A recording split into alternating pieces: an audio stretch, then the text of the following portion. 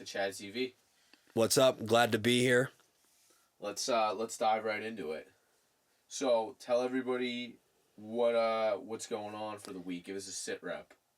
Yeah, so it's the middle of the week. It's a Tuesday. We normally do this on Sunday, but I had a bunch of family obligations this week. That being said, I have a pretty cool relative who's connected with a lot of very high-level people, billionaires, etc., of that level, right? I get a lot of perspective from autobiographies, from other individuals. I've just always learned through osmosis. I learn from other people's mistakes, other people's perspectives, and I weigh them against my own. It's just the way I've always gone through things, right? So I'm talking to this relative of mine about his experiences, right? And about the people that he knows and about mindset. And it was very encouraging to me. And I think that a lot of problems can be solved by who you know and by genuinely being happy. And I think that in order to be happy, you have to be meeting your threshold of ambition. So if you're an ambitious person and you're doing something that's not working right now, I don't think you're going to be too happy. I really don't think so. So you could say, let's temper my expectations and lower my ambitions. You can also say, just force it and work harder. There's got to be a happy medium, because I've seen a lot of people that are very ambitious struggle, which is normal because shit just doesn't always work. It takes effort, takes time, takes failure, learning from failure. So I've seen people that are ambitious become unhappy because they run into logistical difficulties. Their ambitions aren't being met.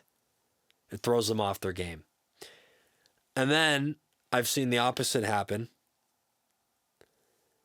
So there's I think a need for middle ground, because this relative of mine and the people that he knows that he likes are the happy ones. And that is actually one thing he told me that I didn't talk about with Anthony. Was I asked him, what would your billionaire mentor, what's the biggest thing you learned from him? Actually. And he said, it's so played out, but money doesn't make you happy. Both of them know a lot of very unhappy, wealthy people. They said, if you make $1 million, but you're miserable, it's not worth it. And I think there's a lot of people that can't find that middle ground that I talked about. Their ambition's not being met. Maybe their ambition's not as realistic, but maybe they're also forcing something and it's not working. So it's probably a little bit of both. So that being said, the cheesy, tried but true, money doesn't make you happy, confirmed from a billionaire firsthand, secondhand, I guess, but firsthand. And that's the message that I wanted to lead with. So I took your first question and I went on a tangent, but I wanted to make a few of those points and I wanted to share that. That did so much for my brain this weekend, coming into the start of this week. It did a tremendous amount for my outlook. It made me more sure in what I'm doing. And I felt that the opportunities that I have in front of me right now, I got more excited by them. And I actually think that I started working harder because of this conversation. I could say for a fact, because I've been on a time audit. I've been tracking my time since Friday. I gave up Sunday because it was a family day. It doesn't really count. I'm not measuring productivity on a Sunday. But it's Tuesday and I've done it Friday, Monday, today. And I think I'm going to continue tomorrow. I'm going to tally after. We'll see. So I'm auditing every fucking second of my day from the minute I wake up. The second I wake up, I reach for my phone, clock in, get rid of my phone, get up and get out of bed. And I've seen my productivity go up. One, just from tracking it. Two, from being more excited about the opportunities that I do have. So yeah. And I think that there's something else I want to talk about, but I'm gonna let it simmer for a little bit. Cool. Well, you dropped some nuggets in there. That was good shit. I got some stuff from that, so I'm sure everybody at home did as well. So you said you want to let that simmer. So would a more lighthearted question be appropriate right now? Yeah, I want to get off my soapbox. Have you watched any regular Vlad TV recently? Every day. Every day. Okay. He's been dropping so many good interviews. Guys, if you really don't watch it, it's so good. You know what's hilarious is the comment section. Vlad gets shit on a lot by his own fans for one, long term being a Fed, because he interviews a lot of guys in organized crime that flipped. But he interviewed Joey Merlino, who did not flip, who's allegedly could potentially still be associated with what's left of the mob, which is hilarious. But that was a great interview. The fact that he got that interview is insane. It's completely insane. He's been dropping really good hip hop interviews and really, really good mob interviews as of late this year. So what'd you watch today? I watched, he did Gene Borello, who's like a guy with the Bananos in New York, who's like, he actually blew up from being on Vlad for the first time last year. He just got out of prison. He's one of the only young guys. Like he's like maybe 37 or something like that. On the computer. I didn't watch it. Yeah. No, I've watched a ton of Gene Borello's content. Like he has his own content. I know his story. I've watched interviews of his before that are like super long. But the Vlad interview, I have to watch that. Yeah. He's had the one guy on multiple times. I've never watched it. Did you watch that sniper he had on? Yeah. I was watching that. I didn't watch the whole thing, but I watched a lot of clips from it. Okay. And it was really fucked up. Okay. I've been thinking about watching it. Because they asked him, like, how do you feel that you, like, killed, it's 33 confirmed kills. How do you feel about that? And he talks about it in his very methodical, like, non-emotional way. And at first, it's like a lot of people were like, damn, this guy seems like a serial killer. Like, it's kind of off-putting, like, how, because he's almost autistic. He's talking about, you know, what it was like in combat, and he's like completely unfazed by it. It's very mechanical. But then he opened up about, like, Vlad asked him, would he ever want his son to do that? And he was like, absolutely not. He's like, never. Absolutely not. And he's like, my son gets to see firsthand, like, the side of me that no one else sees. Like, him and my wife see me, like, have night terrors or, like, have, like, just a bad day. Like, I'm really dealing with it. And he didn't say specifically what, but what he was implying was, like, PTSD, depression, like, nightmares and shit. Like, that fucked him up for life. And he's like, it wasn't worth it. He's like, I was 18. They got me with the ads. I thought I was going to be a cool soldier. You know, I thought it was cool. He's like, it wasn't even worth it. I don't even believe in what I was fighting for. I don't feel like we made a difference at all. And that's crazy. I have to live with the fact that, like, you know, I killed people. And he's like, there's a lot of, you know, I never felt bad except one time when he did it during war, because it's just war. It is what it is. You have to. But it doesn't mean that it's not traumatizing. So, yeah, great interview. Damn. Yeah, that's crazy. We'll have to maybe watch that one. All right, so what was that other point you wanted to touch on? It was like I kind of don't remember. I put it aside because it was almost a repeat of something I already said, just more in depth. Yeah. So I don't want to. I don't want to explore it because I don't remember it. I'd just be making shit up. Okay, so I mean, how do you feel? Like, we've been doing this for a while. It's fun. What What do you feel like you get out of Chad TV, internally? I get an audience. I get a captive audience. It's the camera, really. But I think that I have a lot to say. I also believe that I have a lot to work on with the way that I speak and my delivery and becoming compelling storyteller. I don't think that I'm the most interesting person in the world, but I think that I have a lot to say that's interesting, and I do have a lot of original thoughts. And I think it's going to be a long time before I've reached my peak of people listening to me.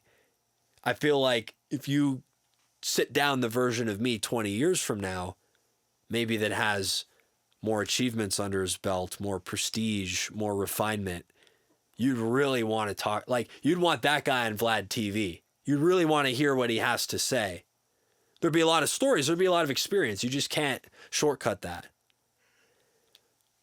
But I haven't gone through as much of that stuff yet. So I don't personally feel like people should be too interested in what I have to say right now. I don't feel as if I've earned it. I'll put it to you that way. Like, I don't think my body of work of what I've done as a man is impressive yet to where it's worth me sitting down with Vlad, for example. Like, it's just not. Yeah. I don't think so. I don't think it would be a good interview. But I know for a fact that it will be at some point. I don't know how long it's going to take. And when that does happen, I'll be the same person I am now, just with more experience. So it's as if I'm stepping into that role now and I have an audience and people are listening to me, and I could listen to myself talk all day. I like talking. I like being able to sit in this chair and you fucking have to sit and listen to me. I like that. I like it. So that's what I get out of it. I get a sick satisfaction of feeling like an authority figure to my audience of 5 people. Is there any other points you want to touch on? Yeah, I could keep going. How many minutes are we in? 15? 12 and a half. All right, so we got time. Man, I dropped the big ones on you in the beginning. I really should be saving that shit for the end. I really should be. Feel like... I don't know. All right, so everybody's allowed a quirk. Everybody's a little fucking weird. I think everybody's got things about them that other people don't like. One of my biggest quirks, which I don't think people mind, but one of my biggest quirks is I love history. So I'll talk about history. I'll talk about historical figures, historical events. And the other thing is I'm super into numerology. I love it. And the people that I talk to on a daily basis will tell me that I find a way to weave it into every conversation. It's like it's I don't know, it's like an obsession I have, I guess. An autistic obsession. What is today? What number day is today? It's August 6th. Well, not. Oh, it's August 7th. Now, yeah. Oh, so it's a 5-day. So what does that mean? So there's a whole theory of numbers and what they mean in Western numerology. So a 5-day, that's my life path. This, you add every digit of my birthday together from start to finish. I'm not going to tell you what my birthday is, but I will tell you that my life path adds up to 5. So 5 is a fucking amazing number because I think it's got the best of both worlds. It's really, it's masculine and it's feminine. So if you look at the shape of a 5, which I'll draw for you, backwards. That's my way. So then your way would be. No. You had it. Anyway, all right. So it's 2 straight lines on the top. It's rigid, and on the bottom it's a circle.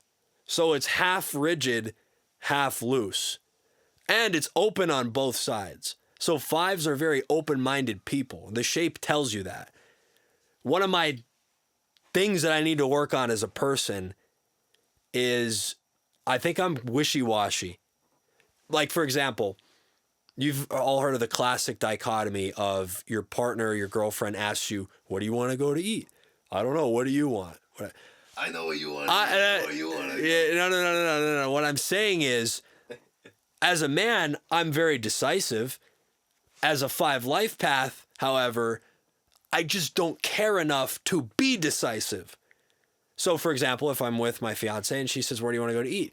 I'm like, I don't care. I actually don't. There's some places I might not want to go. I'm very against. It doesn't matter. This guy here behind the camera, Anthony, will bust my balls about my driving because he'll be like, "Bro, you didn't take the most efficient way." Brutal. I don't care as long as, unless I'm, all right, if I'm on the clock and I need to be on time somewhere, I'm going to throw on maps. I'm going to do exactly what it tells me. If I'm just driving and I'm not going to be late for a meeting. I don't need to be, I have time, basically. I don't care if I take the most efficient way. I'll take a side street that takes an extra 30 seconds. Maybe I'm, going to the store to my house is 5 minutes. Maybe the way I take makes it 10 minutes. I don't fucking care. But that's my nature. Like, that's actually, in numerology terms, like, that's just how I am as a 5. I'm open-minded, free-spirited, and I enjoy traveling. So when I'm driving around, I like fucking driving around. I don't care if I take the most efficient way. I'd rather take a slower way, spend more time in the car.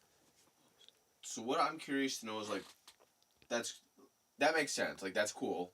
People should look into it. It's definitely like a neat science. Yeah. I guess it's a. Would you say it's a science? Some critics might say it's a pseudoscience, or you could say it is an esoteric science. So what is? So you're a 5 life path, but today's a 5 day. So what does that mean for the day, and like what? It's a good day for me. So what does, like, if people were to look every day, like, what should they be applying to the day? Yeah, so what you want to do is you want to go with the flow. First off, here's a concept. This type of shit, your astrology, sign, your numerology, it doesn't compel you. So, like, a critic's argument would be, well, 2 people are born on the same day. Why aren't they the same? One, environment, psychological profile, the genetic makeup, like, that shit still matters. So it's not that because whatever your sign is, you're compelled to be a certain way. You're just impelled. If I'm a guy, I'm probably going to be into sports more likely than I am fucking Barbies. It's just like a nature versus nurture thing. It's just, I'll probably lean this way. Probably. I could consciously choose not to, but I'd be fighting against my own inclinations. You know what I mean? So that's just first off. This doesn't compel you to do anything. It impels you. How you can choose to use numerology, if you will, to like make decisions day to day, you can decide to go along with the energy. So on a 5 day, the traits of a 5, open-minded, free-spirited, enjoys travel. Maybe a negative would be indecisive or wishy-washy. Too open-minded to the point where like you're the doormat. There's other things about the 5 too, but there's a lot, which is why I like the number. But you would want to, it's a good day to travel. It's a good day to like decide on it's a good day to hear out both sides of something. It's a good day to be fair, I think. That's my opinion. I don't know that for a fact, but that's the way I look at it. And one thing that say about 5s is 5s are very sexual. They're very attractive people. Even if they don't look good, by a larger percentage, they may be. So it's a good day to go on a date. I know a 5 that's not you, that's very attractive. I think he takes photos or something. Yeah. That's another one. Entertainment. So 5's a number of entertainment. And think about this practically. 5-star hotel. The 5-star ranking was invented by the hotels in the 1950s. It's invented for leisure resorts. 5 is the maximum number. 5 being associated with luxury and leisure, vacations, travel, that type of thing. So there you could find correlations. And again, critics might say, well, you could correlate any number to anything, but I don't care about them. So yeah, we're probably coming up on our time. We're coming up on 20. Well, while we still have whatever time we have left here on this episode, I just want to tell you this. Everybody's allowed to be a little weird. So maybe you think I'm psychotic, that I add up the date and I think that that means something. Maybe you think that's a little crazy. But I'll tell you what. I bet you have something even more fucked up and sick, because I know I'm not a degenerate. I might be a lot of things. They call me a lot of things. They call me the silver bullet. They call me Peanut Arbuckle. They call me Argon. They call me Nightmaster. They call me numerologist.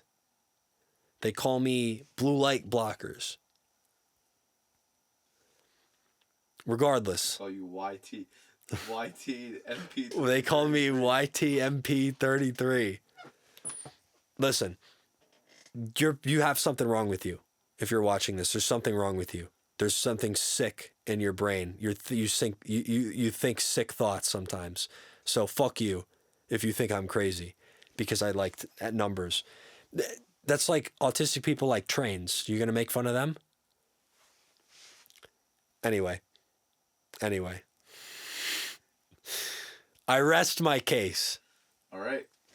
Well, this was a great interview. This is one for the history books from a great historian himself. Signing off. Peace.